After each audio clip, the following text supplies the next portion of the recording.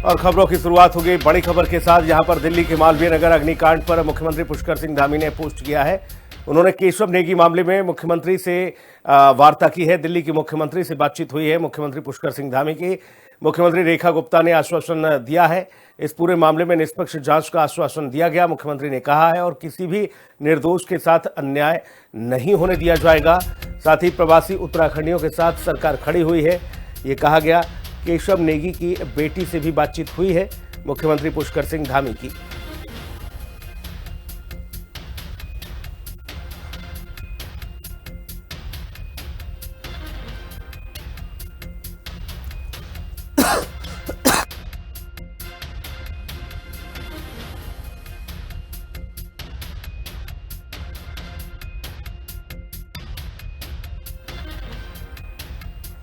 उधर चमोली के दूरस्थ विकासखंड देवाल के एरठा गांव के ग्रामीणों का मोटर सड़क से वंचित रहने के कारण मुश्किलें उनकी बढ़ती जा रही हैं। यहां के छोटे छोटे बच्चों को हर दिन 5 किलोमीटर जंगल और खतरनाक पहाड़ी के रास्ते यहां देवाल ब्लॉक मुख्यालय के स्कूलों में पठन पाठन के लिए आना जाना पड़ता है। तो वहीं बहुत बार इस गांव में किसी बुजुर्ग, बीमार और गर्भवती महिला को गंभीर हालत में इन्हीं जंगलों के रास्ते से, जोखिम भरे रास्तों से कंधों पर लादकर अस्पताल पहुंचाना पड़ता है।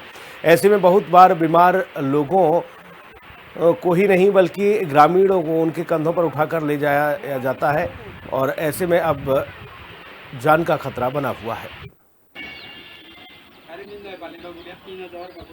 आज़ादी के इतने वर्ष बीत जाने के बाद भी हमारी ग्राम सभा ऑर्डर के तो एरठा की किसी ने कोई सुध नहीं ली है।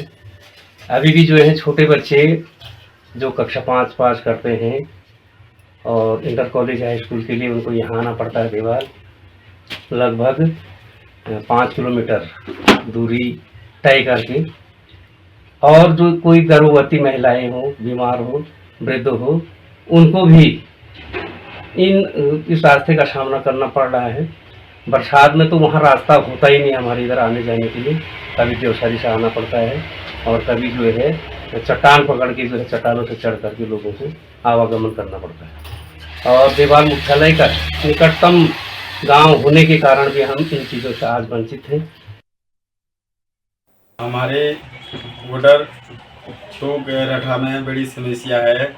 हमारे यहाँ रास्ते की बड़ी दिक्कत है। कब से 5 साल से पहले रोड की कार्यकाल चल रहे हैं, उसमें क्या नाम बोलते हैं, फिर भी वो नहीं हो पा रहा है। हम अभी एक महिला गर्भवती थी, उसको हम डंडी कंडी में लेके बड़ा मुश्किल के सामना करके आए हैं। बड़ी दिक्कत हो रही है। अब बरसात लगने वाले हैं, हमारे बच्चे स्कूल वाले हैं, स्कूल में हमारे बच्चों को बड़ी दिक्कत होती है आने जाने में। हम बहुत दूर दूर से देवसरी जाके वहाँ से बच्चों को पहुँचाने को आते हैं। हमें रात दिन सोना नहीं पड़ता है। समस्या बहुत बढ़ती है हमारी, रात को चिंता है इनसे।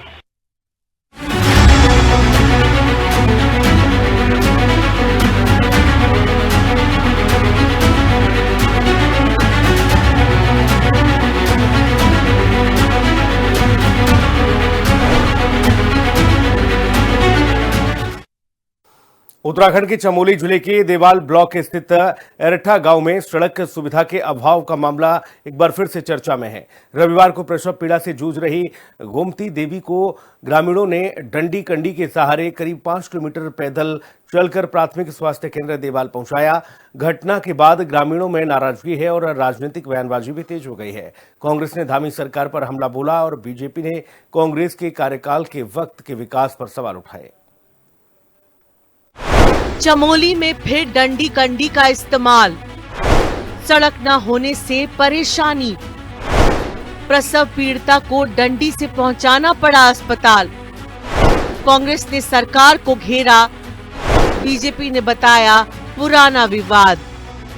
अनुसूचित जाति बाहुल्य एरठा गांव को जोड़ने के लिए साल 2021 में 8 किलोमीटर लंबी पदमल्ला कंजेरू एरठा सड़क को स्वीकृति मिली। वर्षों बाद भी सड़क का निर्माण पूरा नहीं हो पाया। ग्रामीणों का कहना है कि सड़क न होने के कारण गर्भवती महिलाओं, बुजुर्गों और बीमार लोगों को आज भी डंडी के सहारे अस्पताल पहुंचाना पड़ता है। इस मुद्दे को लेकर कांग्रेस ने प्रदेश सरकार पर निशाना साधा है। कांग्रेस नेताओं का कहना है कि सरकार ग्रामीण क्षेत्रों की मूलभूत सुविधाओं को मजबूत करने में विफल रही है। कांग्रेस का आरोप है कि विकास के बड़े बड़े दावों के बावजूद दूरस्थ गांवों के लोग आज भी सड़क और स्वास्थ्य जैसी बुनियादी सुविधाओं के लिए संघर्ष कर रहे हैं। पार्टी ने कहा है कि सरकार जनता की समस्याओं के बजाय अन्य मुद्दों में व्यस्त है। दूसरी तीसरी घटना है पौड़ी के गांव में, पिथौरागढ़ के गांव में और टिहरी, उत्तरकाशी, सब जगह ये इस तरह के दृश्य देखने को मिल रहे हैं जो दुर्भाग्यपूर्ण है।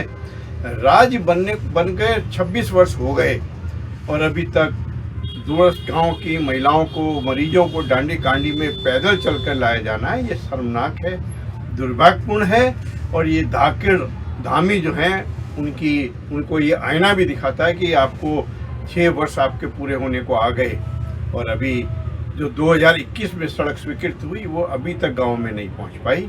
और ये अकेला गांव नहीं है, ऐसे कई गांव हैं। स्वयं माननीय मुख्यमंत्री जो धाकड़ हैं उनका जो गोद लिया गांव है वहां भी आवश्यक सेवाएं जो है वो उपलब्ध नहीं है, दुर्भाग्यपूर्ण है। मैं समझता हूँ धाकड़ धामी जी इस पर जरूर कोई कार्रवाई करेंगे। जो ये डांडी कांडी में लाने की मजबूरियां लोगों को है, जो व्यवस्था है ये दूर की जानी चाहिए माननीय मुख्यमंत्री जी। भारतीय जनता पार्टी और लोक निर्माण विभाग का कहना है कि सड़क निर्माण में प्रशासनिक और स्थानीय स्तर की बाधाएं सामने आई हैं। लोक निर्माण विभाग के सहायक अभियंता जेके टमटा के अनुसार पदमल्ला क्षेत्र के कुछ ग्रामीणों की आपत्तियों के कारण सड़क निर्माण की फाइल लंबे समय से अटकी हुई है। भाजपा नेताओं का कहना है कि सरकार सड़क निर्माण को लेकर प्रतिबद्ध है और विवादों के समाधान के बाद परियोजना को आगे बढ़ाया जाएगा। तो अपने गिरबान झांके कि वो कितना सामान उन्होंने किया है और करते आए हैं। और मैं ये भी कहना चाहूँगा कि कांग्रेस की भी 10 साल तक यहाँ पर सरकार रही है। पहले 5 साल माननीय तिवारी जी मुख्यमंत्री थे और फिर 5 साल 12 से लेकर के 17 तक कांग्रेस की सरकार रही है। उन्होंने क्या किया? दूसरे पे आरोप लगाने से पहले अपने गिरबान को झांकना चाहिए। रहा सवाल धाकड़ धामी जी का, धामी जी के मुकाबले में आप लोग कहीं पे नहीं टिक पाएंगे। उन्होंने जो स्वास्थ्य के लिए काम किया है वो कर रहे हैं, अभी भी कर रहे हैं। और इंटीरियर क्षेत्र में विशेषकर अभी कहीं कहीं ऐसे क्षेत्र हैं जो सड़क मार्ग से नहीं जुड़ पाए, उनको जोड़ने की कोशिश हो रही है। और अब तो जनसंख्या को लेकर के माननीय प्रधानमंत्री जी का जिस तरह से हम सबको एक आश्वासन भी मिला है और आश्वासन के साथ साथ काम भी कर रहे हैं कि 250 की जनसंख्या पे भी अब सड़क मार्ग से जोड़ा जाएगा, ये उन्होंने कहा है। फिलहाल एरठा गांव की ये घटना पहाड़ों में बुनियादी सुविधाओं की चुनौती को फिर उजागर कर रही है। शुभांगी भट्ट के साथ दीपिका भंडारी, देहरादून, हिंदी खबर।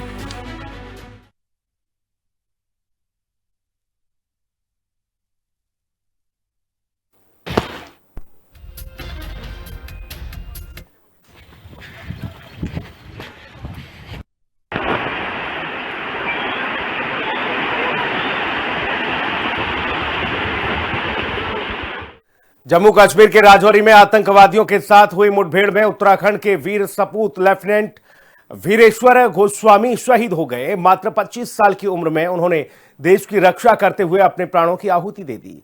सेना की ओर से जानकारी दी गई है कि शहीद लेफ्टिनेंट वीरेश्वर गोस्वामी का पार्थिव शरीर राजौरी से जम्मू लाया जाएगा और जहां से भारतीय सेना के हेलीकॉप्टर से पंतनगर भेजा जाएगा। इसके बाद पंतनगर से सेना के विशेष विमान और फिर हेलीकॉप्टर के माध्यम से उनके पैतृक गांव अल्मोड़ा पहुंचाया जाएगा।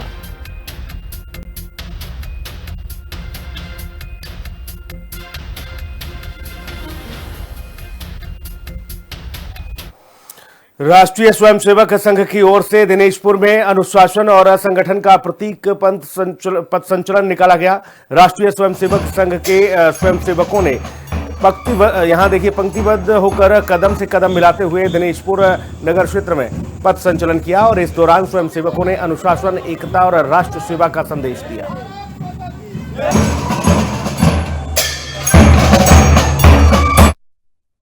इसमें पूरे उत्तराखंड के ब्रज प्रांत और मेरठ प्रांत यानी आधा उत्तर प्रदेश, वहाँ के सभी कार्यकर्ता, जो वरिष्ठ कार्यकर्ता वो आए हुए हैं। ये एक ट्रेनिंग कैंप है, इसमें 20 दिन तक सभी लोग संघ की विचारधारा के बारे में, संघ की कार्यपद्धति के बारे में, संघ का विस्तार करने का तरीका क्या है, और साथ साथ शारीरिक प्रशिक्षण यानी दंड चलाना है, जूडो कराटे हैं, योगासन है, इन सब का प्रशिक्षण लेते हैं।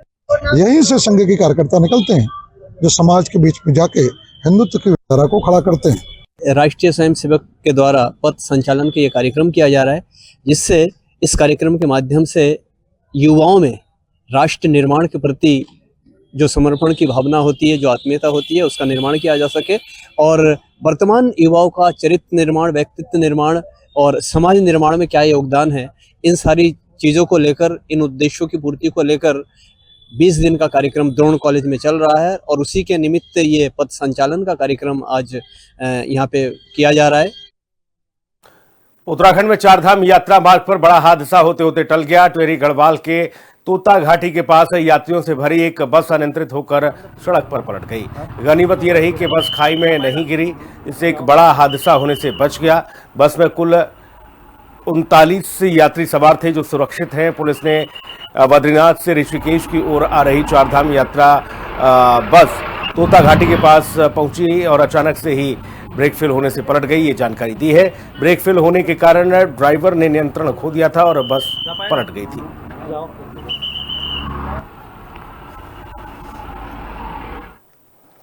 दयारा बुग्याल ट्रैक के क्षेत्र से लापता महिला की तलाश के लिए पुलिस और अलग अलग रेस्क्यू एजेंसियों की ओर से व्यापक स्तर पर खोज और बचाव अभियान लगातार जारी है। यूकाडा से हेलीकॉप्टर के माध्यम से दयारा ट्रैक और आसपास के संपूर्ण क्षेत्र का हवाई सर्वेक्षण और गहन सर्च अभियान संचालित किया जा रहा है ताकि किसी भी संभावित स्थान की बारीकी से जांच की जा सके।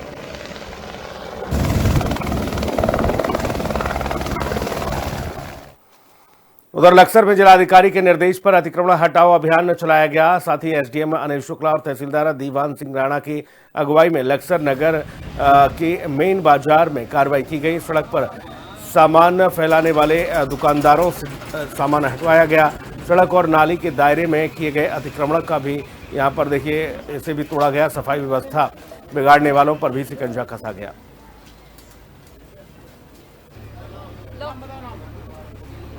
हाँ, जिलाधिकारी महोदय के निर्देश है कि मार्केट को स्वच्छ, साफ सुथरा और इंक्रोचमेंट मुक्त किया जाए।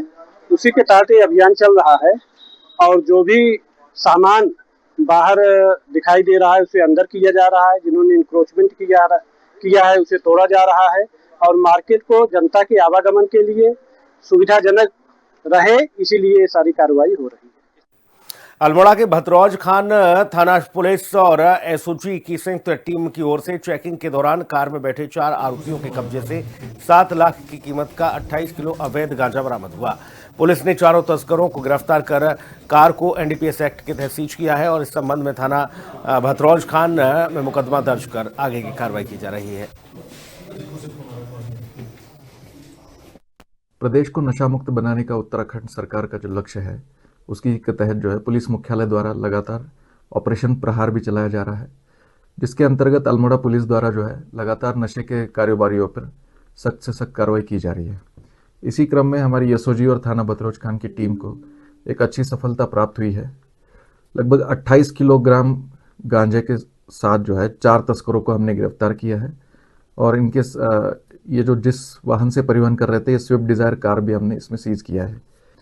ये चारों अभियुक्तों को गिरफ्तार किया गया है। इसमें हरप्रीत सिंह पुत्र जसवीर सिंह के खिलाफ जो है पूर्व में थाना सल्ट में एफआईआर संख्या 5/26 एनडीपीएस एक्ट का मुकदमा पंजीकृत है और अन्य अभियुक्तों का भी आपराधिक इतिहास खंगाला जा रहा है। हरिद्वार में पुलिस ने महिला के ब्लाइंड मर्डर केस का खुलासा किया है। 10 मई को अज्ञात महिला का शव चंडी देवी मंदिर रोपवे के पास जंगल में मिला था और इसके बाद एसएसपी के निर्देश पर श्यामपुर थाना पुलिस और सीआईयू ने मामले में तफ्तीश शुरू की। पूरी तरह से ब्लाइंड मर्डर केस होने के चलते पुलिस ने हत्या और मामले के खुलासे के लिए तमाम तकनीकों का इस्तेमाल करते हुए स्मार्ट वर्कर आखिरकार गुत्थी को सुलझा ही दिया।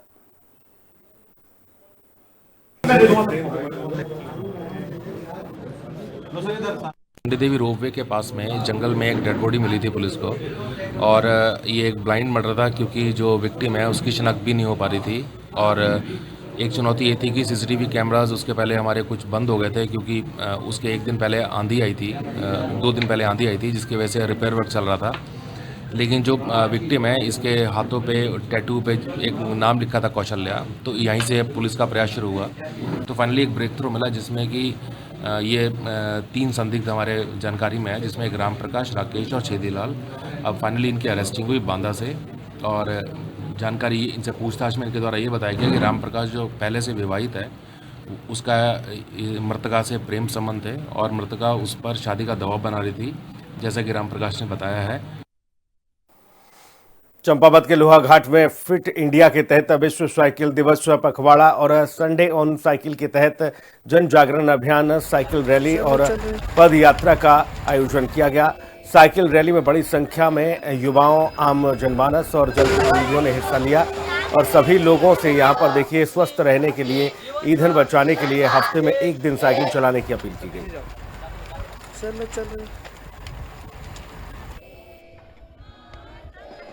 विश्व साइकिल दिवस के पखवाड़े और संडे ऑन साइकिल अभियान के तहत एक बहुत बड़ा जन जागरण अभियान आज चलाया गया था, और जिसमें कि बहुत सारे हमारे प्रतिभागियों ने प्रतिभाग किया। पूरे लोहा घाट के हमारे विश्वविद्यालय से, स्कूलों से, कॉलेजेस से और हमारे जनप्रतिनिधि के रूप में भी हमारे यहाँ पे लोग मौजूद रहे। माननीय प्रधानमंत्री के द्वारा भी हमें सुझाव दिया गया है कि हम लोग कम से कम जो है ईंधन का प्रयोग करें, ताकि भविष्य हमारा संरक्षण रहे। और साथ ही हमारे माननीय मुख्यमंत्री के माध्यम से भी हमें ये निर्देशित किया गया है कि हम लोगों ने कम से कम हफ्ते में 1 बार हम लोग सार्वजनिक परिवहन का हम लोग प्रयोग करें और साइकिल का भी प्रयोग करें। तो इसी कड़ी में हम लोगों ने आज इस महाअभियान को किया। 12वें अंतर्राष्ट्रीय योग दिवस के काउंटडाउन कार्यक्रम की श्रृंखला में रविवार को चंपावत जिले के प्रसिद्ध आध्यात्मिक केंद्र और अद्वैत आश्रम मायावती लोहा घाट में एक विशेष योग शिविर का आयोजन किया गया। जिलाधिकारी चंपावत मनीष कुमार के निर्देशन और जिला आयुर्वेदिक एवं यूनानी अधिकारी चंपावत के नेतृत्व में आयोजन का कार्यक्रम हुआ। तो कार्यक्रम का आयोजन किया गया है। आगे बढ़ेंगे, अगली बड़ी खबर का रुख करेंगे, जहां पर देखिए देहरादून से है, जहां देहरादून जिले के कालसी ब्लॉक की महिलाओं ने आत्मनिर्भरता की नई मिसाल कायम की है। हरिपुर गांव में विकास महिला क्लस्टर लेवल फेडरेशन की ओर से संचालित सरसों तेल यूनिट आज महिला सशक्तिकरण का सफल मॉडल बनकर उभर रही है। साथ ही ग्रामीण उद्यम वेग वृद्धि और परियोजना यानी कि रीप के तहत स्थापित इस यूनिट में महिलाएं कोल्ड और हॉट प्रेस्ड तकनीक से शुद्ध सरसों का तेल तैयार कर रही हैं, जिसकी मांग अब देहरादून तक पहुंच चुकी है। हिलांस ब्रांड के नाम से बिक रहे इस सरसों के तेल को बाजार में अच्छी पहचान मिली है। 14 ग्राम संगठनों की अगर बात की जाए तो 120 स्वयं सहायता समूहों और 764 महिलाओं से जुड़ी इस पहल ने महिलाओं को आर्थिक रूप से मजबूत बनाने के साथ साथ रोजगार के नए अवसर भी दिए हैं।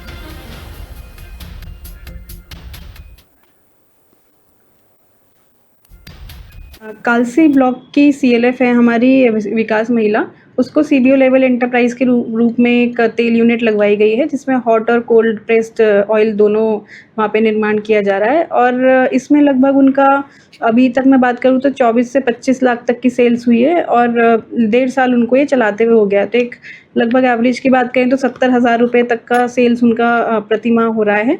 और इसमें CLF से हमारी जुड़ी सभी महिलाएं कार्य करती हैं। मेनली तो 4 से 5 महिलाएं इसमें अभी यूनिट पे काम कर रही हैं। नहीं, जो भी इसका प्रॉफिट होता है उसका जो डिविडेंड शेयरिंग है उसका मैकेनिज्म पूरे CLF को जाने का भी इसमें प्रावधान रखा गया है और इस तरह से उनका आय में वृद्धि हो रही है। विकास महिला क्लस्टर का NRLM के द्वारा गठन किया गया, जिसमें कि 120 समूह हैं, 764 महिलाएं हैं। और तत्पश्चात विकास महिला CLF का अनुबंध रीप प्रोजेक्ट के साथ हुआ।